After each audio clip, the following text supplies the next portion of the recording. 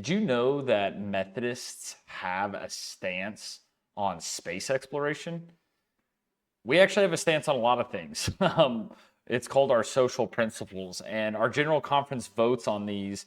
And we take a bunch of stances on a wide variety of economic, political, social issues that become the official stance of the United Methodist Church. Now, what's really important to remember is that our social principles are not binding, meaning that Methodists don't have to agree with them in order to be Methodists in good standing, but they are the official stances of the denomination. And so we actually have a stance on space exploration, and I'm a huge space fan myself. That's probably the area of history that I know best is the American space race between the United States and the Soviet Union in the late 1950s all the way through the landing on the moon in 1969. I continue to I build high-powered rockets. I started a rocketry group at one point, and I am really into rocketry and space and all those things that maybe some of you don't know that about me, and I thought I'd share that today. But I thought we'd take a look at what is the Methodist position on space and how does that relate to our faith. So let's go ahead and take a look at that today. So up here I have the social principle that you can find on umc.org about space exploration. And this is what it says. It says, God's creation encompasses not only the earth, but God's creation encompasses not only the entire earth, but the entire cosmos, including space. Our charge to be responsible stewards thus extends well beyond humankind's immediate environs and encompasses not only our own solar system, but also other galaxies, which I find really interesting. God's cosmos, God created everything. And just because we're in a small part of it doesn't mean that God didn't create all of it, right? It says, our charge to be responsible stewards, right here. Our charge to be responsible stewards thus extends well beyond humankind's immediate environments and encompasses not only our own solar system, but other galaxies, like we could ever get to another galaxy, which I think is really kind of an unnecessary part probably of the social principle. But it says, hence we reject the exploitation, commodification, and militarization of space, which of course has already happened, right? I don't necessarily think that it's a bad thing to have and I'm going to tell you also why oftentimes in social principles, I usually agree with most of them, but I also have small differences, which is why it's so great to have a magisterium that is not infallible, because sometimes we can push back and we can change things as we go. And this social principle has changed quite a bit. The commodification of space, I think what they mean is this is kind of in response to the Outer Space Treaty, which tried to prevent a lot of this stuff. But we do have a burgeoning private space industry.